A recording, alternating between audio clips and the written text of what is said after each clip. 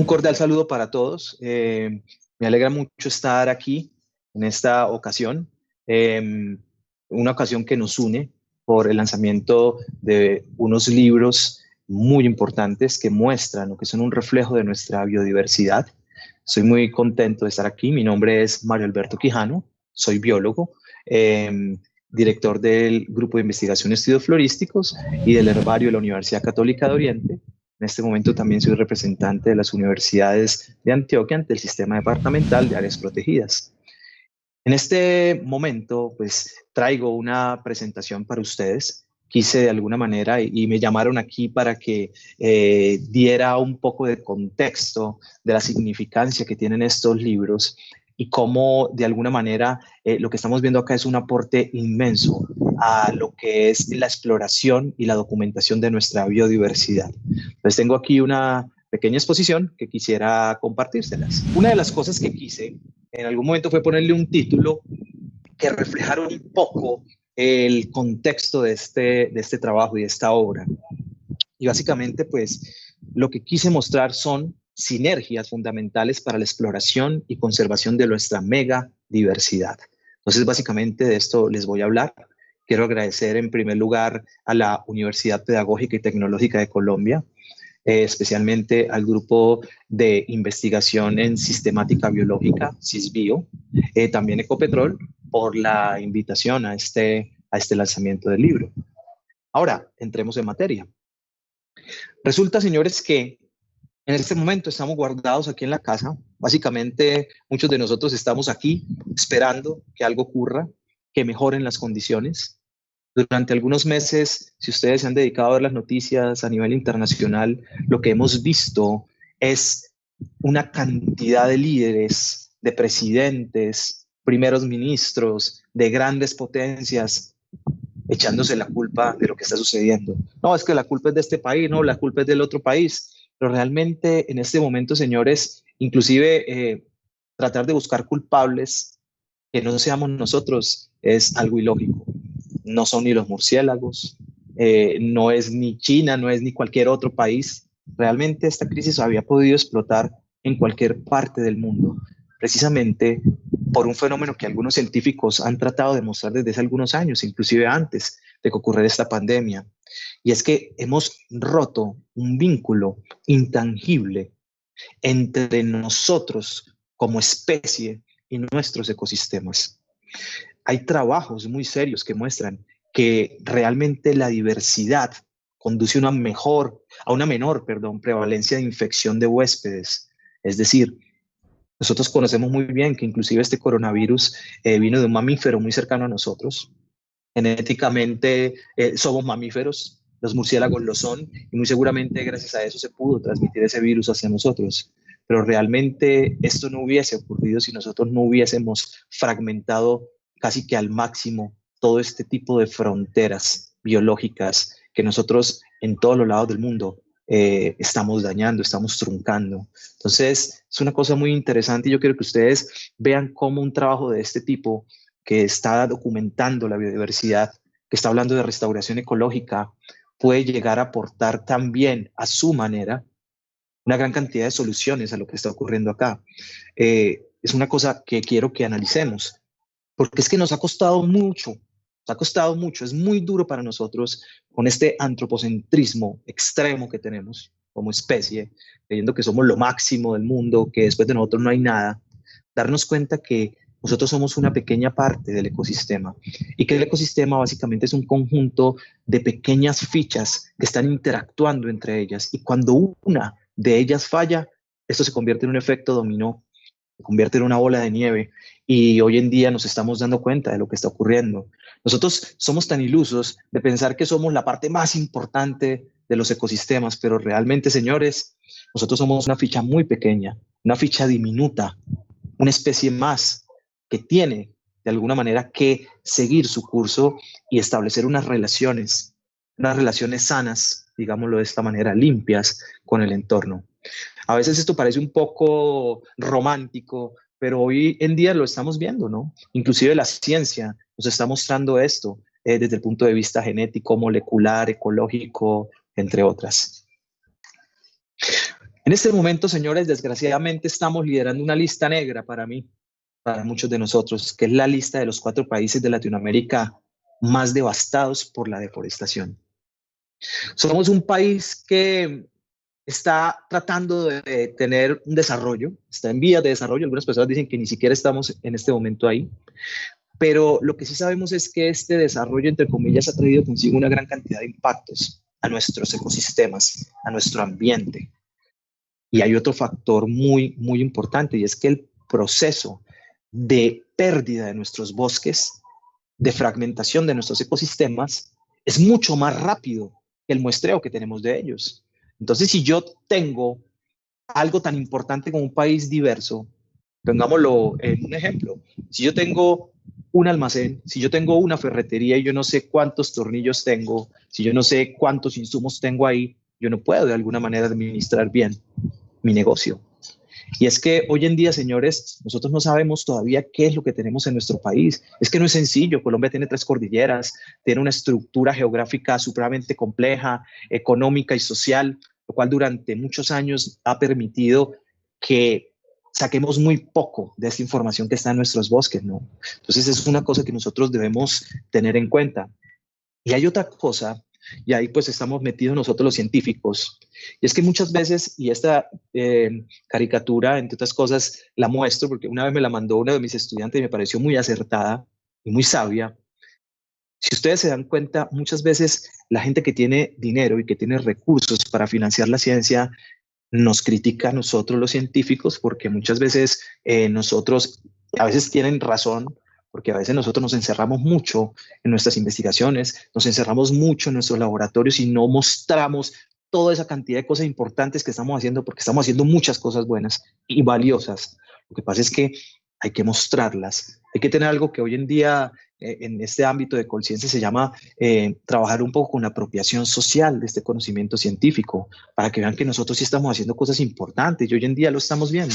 No solamente han sido los médicos, han sido los biólogos, han sido los ingenieros, ha sido una gran cantidad de gente que está metida en este cuento aportando en esta crisis y que muy seguramente han salido a la luz.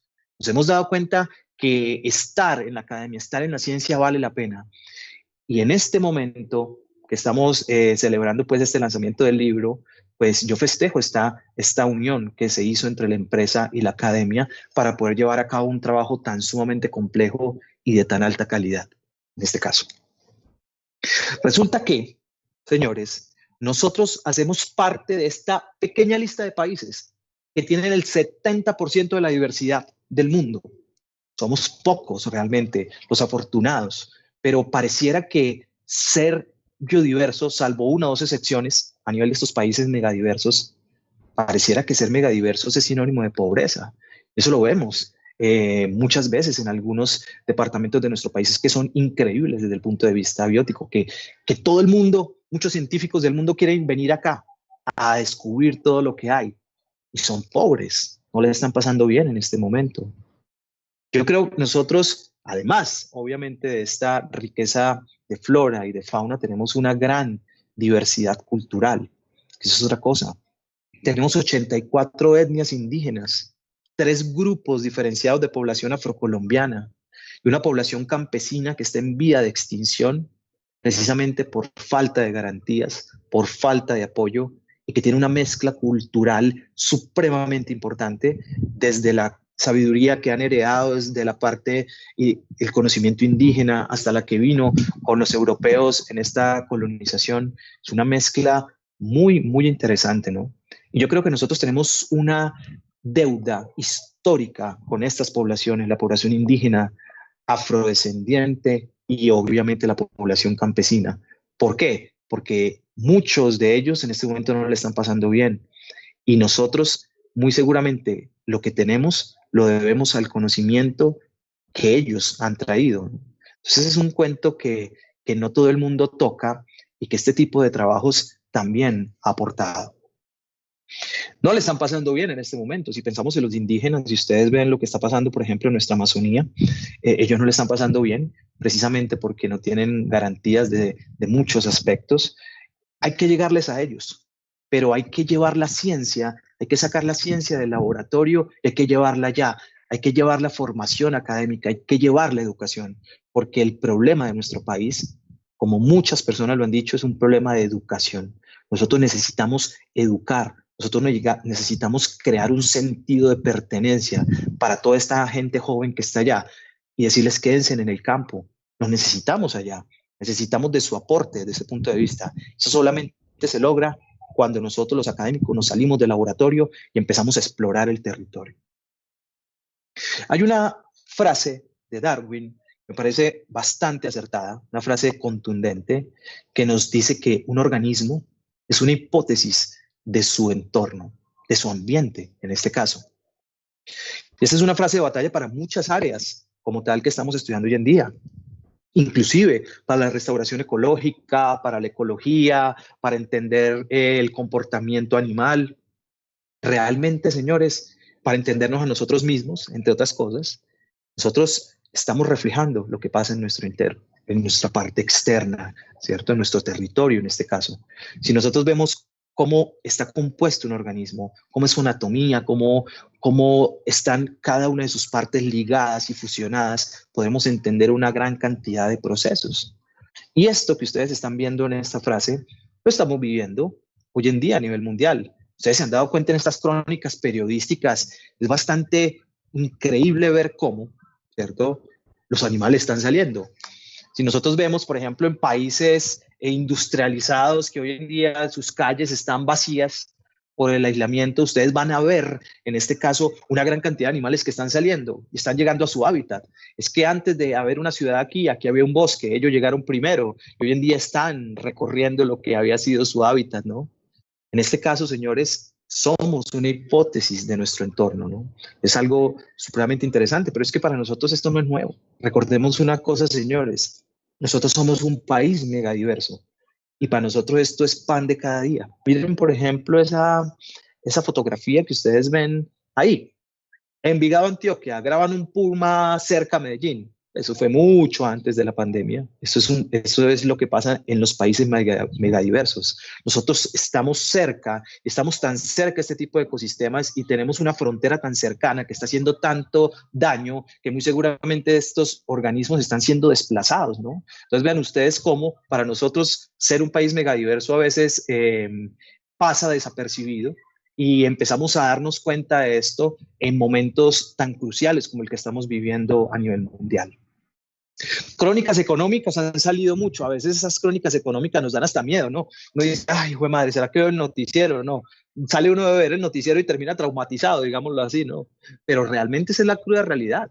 Hay que ponerle la cara y tratar de afrontar esto que viene, ¿no? Y es que sin lugar a dudas, algunos economistas y alguna gente que tiene un poder y un conocimiento de este tipo, pues nos dice, la economía colombiana no saldrá indemne de este desplome de los mercados. Obviamente va a haber unas repercusiones económicas que se verán este año y muy seguramente en los 2 años siguientes. Ahora, el cuento es cómo nosotros, siendo un país mega diverso, podemos ir de alguna manera o qué ventajas tenemos nosotros para poder salir de esta crisis, ¿no? Yo creo que hoy en día nos hemos dado cuenta, señores, que los ecosistemas no son solamente adorno, ¿no? Los ecosistemas están prestándonos una gran cantidad de servicios supremamente importantes. Y cuando uno se pone a ver, entre otras cosas, las páginas, como he hecho en un ejercicio que hice, mirando las páginas web principales de algunas de las principales universidades a nivel mundial, uno se da cuenta qué es, por dónde va este cambio, por dónde se tiene que ir a construir en este momento. La exploración de nuestro potencial en naturaleza podrá mejorar muy seguramente nuestra seguridad alimentaria, nuestra calidad de vida y nuestra economía. Yo pienso que por ahí es que tiene que ir. Como les dije, Colombia es un país megadiverso, no es un país industrializado. Colombia tiene algo mucho mayor, mucho más importante en este momento que va a valer oro en poco tiempo, que es su megadiversidad. Y obviamente, ahí es donde nosotros tenemos en cuenta esta gran, digamos, este gran protagonismo y este papel tan supremamente importante que tienen los grupos de investigación. En este caso, los grupos de investigación han tenido que reinventarse, como todo hoy en día, ¿no? La frase de moda, reinventémonos. Pero es que nosotros desde nuestros investigadores nos hemos tenido que reinventar desde hace años, inclusive antes de que ocurriera esto. Reinventarnos desde qué punto de vista, hombre, hay que ir a tocar la puerta de las empresas, hay que ir a tocar la puerta de la gente que tiene los recursos, sea quien sea, para mostrar lo importante que es el estudio científico. Y hoy en día, señores, se han visto resultados supremamente exitosos. Grupos de investigación como este que ustedes ven acá, entre otras cosas, que el que nos trae aquí en este momento, en esta celebración, que han logrado de alguna manera crecer académicamente, mostrando, organizando eventos tan importantes como congresos colombianos, uniendo una gran cantidad de personas, herbarios que han mostrado a la gente lo importante que es conocer las plantas, llevando todo este conocimiento científico a un lenguaje que todo el mundo pueda entender y que pueda practicar. ¿Sí? Y muy seguramente esto se ha venido reflejando, en una gran cantidad de aspectos positivos, de publicaciones y muy seguramente en la exploración de nuestros recursos naturales en el país. Es que si ustedes se ponen a leer estos 8 libros con una tareita que tuve y que hice con un placer infinito, porque el contenido que hay ahí es de primera calidad, me encantó. Ustedes van a observar cantidades de cosas. Pueden observar páramos, sociedad, fauna, servicios ecosistémicos, corredores biológicos, entre otros términos. Inclusive lo mismo pasa aquí cuando estamos hablando de en la zona donde nosotros trabajamos. Nosotros hablamos del Oriente Antioqueño, hablamos de la fauna, de la flora. Señores, esto es el problema de todo el país. Todo el mundo habla de esto, independientemente si estás en la cordillera oriental, si estás en la central o si estás en la occidental. Son las mismas preocupaciones, los mismos términos. Prende el noticiero y es lo que vas a escuchar, ¿no? Pero realmente son pocos los trabajos que de alguna manera logran unir todas estas palabras y mostrar que cada una de estas cosas está interconectada y que podemos de alguna manera entender este tipo de mensajes que hay detrás de nuestra biodiversidad. Entonces, es una de las cosas que yo destaco de este grupo de libros, es generar ese vínculo, es generar como tal esta información unida, concatenada entre todo esto que es hoy en día lo que nosotros escuchamos desde el punto de vista ambiental. Yo quiero destacar, para finalizar pues mi introducción a estos libros, yo quiero hacer énfasis en varias cosas acá. Primero, la sinergia, el vínculo tan cercano que hubo, en este caso, entre la academia y una empresa tan importante para nuestro país como es Ecopetrol.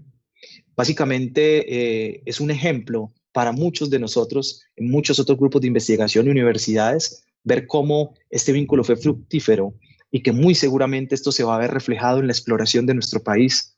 Nosotros hemos tratado de explorar nuestro país desde Mutis, desde la expedición botánica, luego con Codazzi y luego con otra cantidad de cosas, hasta las más recientes, las expediciones Colombia Bio, que fueron muy importantes y marcaron un precedente en nuestro país.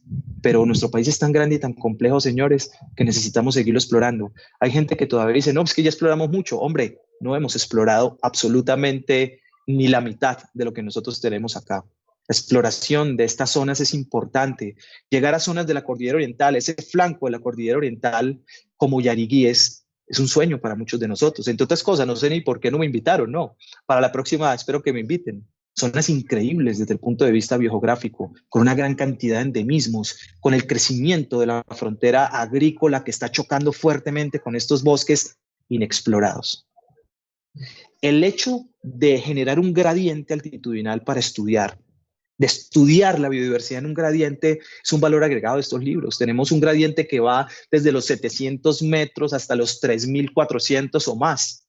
Eso se refleja en una gran cantidad de climas, una gran cantidad de ecotonos, de fronteras, ¿sí? Una gran cantidad de culturas en este caso. Es muy importante este tipo de trabajos que toman un gradiente porque nos van de alguna manera a mostrar estas relaciones que necesitamos entender para entender nuestra biodiversidad. Asimismo, destaco de una manera importante el crecimiento de las colecciones de referencia de la universidad, que muy seguramente se van a ver beneficiadas con esto, y realmente ni siquiera es la universidad, es el país es el mundo el que se va a ver beneficiado realmente con todo lo que se ha recolectado acá, porque muchas de esas especies, y con seguridad en el transcurso de estos años vendrán las descripciones de nuevas especies que han salido de este tipo de trabajos, porque es que cuando uno sabe cuál es la zona y esa zona no ha sido explorada, uno casi que va a la fija, allá vamos a encontrar cosas nuevas, vamos a encontrar cosas que están amenazadas, endemismos, vamos a encontrar una gran cantidad de aspectos que necesitamos mostrarle al mundo y necesitamos mostrarle a nuestro país. En este caso, el muestreo que se realizó también pareció muy adecuado por varias razones. Primero que todo, porque incluimos grupos de organismos que casi no se incluyen a nivel nacional en este tipo de trabajos de exploración. Incluimos grupos como briofitos. Por Dios, los briofitos son importantes. La misma ley lo muestra, ¿no? Las compensaciones ambientales lo muestran. Los briofitos son vitales en el ciclo del agua, en nuestros bosques andinos. El hecho de que este tipo de trabajos se hayan tomado, la complejidad de ir y seleccionar este grupo de organismos y mostrarlo, por ejemplo, en estas manuales con estas fotografías de alta calidad, donde se ven estos caracteres diagnósticos de los briofitos, donde se muestran los filoides, donde se muestran los esporofitos, los gametofitos. Es una cosa increíble. Esto no es común de encontrar. Incluir grupos como, por ejemplo, las gimnospermas, como por ejemplo nuestras samias. Gran parte de nuestras gimnospermas nativas pues son de estos grupos, ¿no? Y nosotros no los conocemos. Esta exploración también tomó en parte grupos de estos, ¿no? Endémicos y en peligro de extinción. Lo más importante de todo esto, sin lo cual no se puede trabajar, y eso siempre lo he dicho y lo tengo supremamente claro, la gente, las personas. Y personalmente he seguido desde hace más de 10 años el proceso que ha tenido la UPTC, especialmente el herbario UPTC y su grupo de investigación, de una gran cantidad de muchachos que han crecido y los he visto crecer desde el punto de vista académico e investigativo, convirtiéndose en un referente para el departamento y un referente para el país. Lo que está saliendo hoy en día de estos grupos es un trabajo de un muy alto nivel, lo cual deja muy bien parado a este grupo de investigación, a la universidad, y lo más importante, señores, le aporta al país. Entonces, quiero felicitar a toda esta cantidad de muchachos que la han sudado fuertemente y hoy en día pues están haciendo la universidad una universidad supremamente importante en este punto de vista de biodiversidad. Y por último, quiero hablar de un factor que no puede salir de nuestras investigaciones, señores, que es la apropiación social del conocimiento, la cual se refleja en educación ambiental.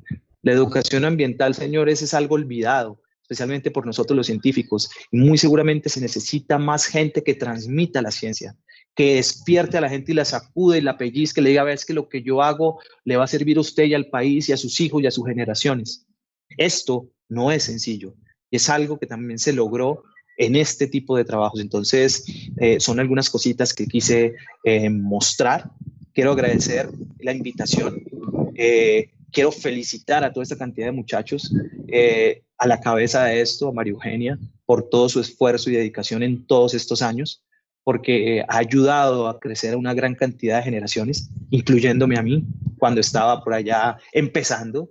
Es una labor muchas veces compleja, pero se están logrando en este momento los resultados. Y el mejor resultado de la labor de un investigador formador es ver a sus estudiantes siendo mejores que uno. Yo creo que eso es lo que está pasando acá. Quiero agradecerles mucho, un abrazo muy grande. Espero que la próxima vez sí me inviten a campo y ojalá volvamos por allá. Un abrazo para todos.